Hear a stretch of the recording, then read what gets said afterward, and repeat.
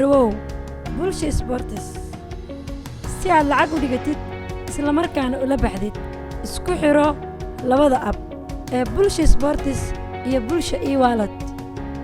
soo dejiso Bulsho Sports app kana soo deji Play Store-ka taabo login geli nambarkaaga kugu samaysan Bulsho e-wallet-ka geli password-kaaga tag profile-ka waxa ku dhufanaysaa link e-wallet-ka waxa uu ku weydiin doonaa nambarka e-wallet-ka kaasoo ah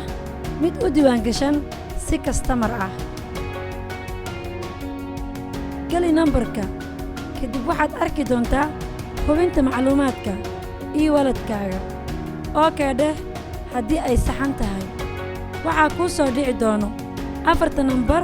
ee OTP-ga kadib geli meesha bannaan sidaas ayay iskugu xiran yihiin labada app